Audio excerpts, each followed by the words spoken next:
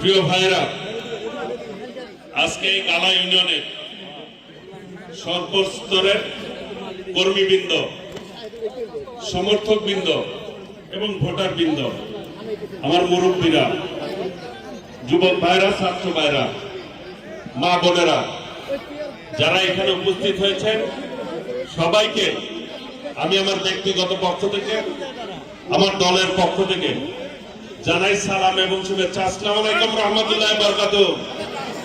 সবাই ভালো আছেন? ইফতারের পূর্ব মুহূর্ত দোয়া কবুলের মোক্ষম সময় নাকি?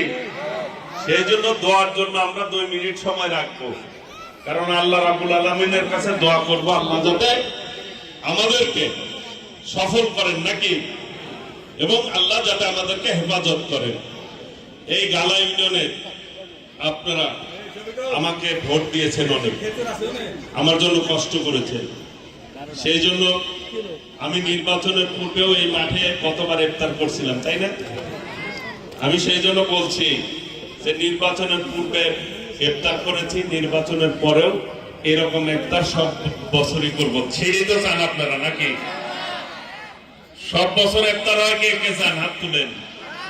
ঠিক আছে, ধন্যবাদ।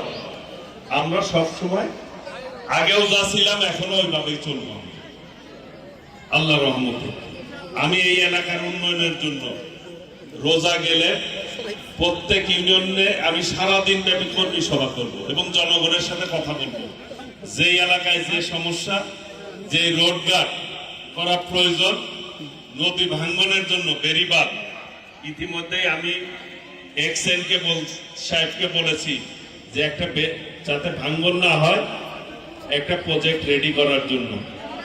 আমরা নদী ভাঙ্গন থেকে ইনশাল্লাহ আপনাদেরকে রক্ষা করার চেষ্টা করব।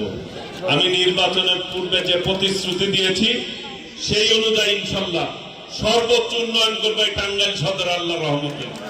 আপনাদের সবার সার্বিক সহযোগিতা দোয়া কামনা করে আমি আমার কথা শেষ করছি। সবাই ভালো থাকবেন, আমার জন্য দোয়া করবেন, আল্লাহ যাতে আমাকে আপনাদের খেদমতে কাজ করার তৌফিক দান করেন।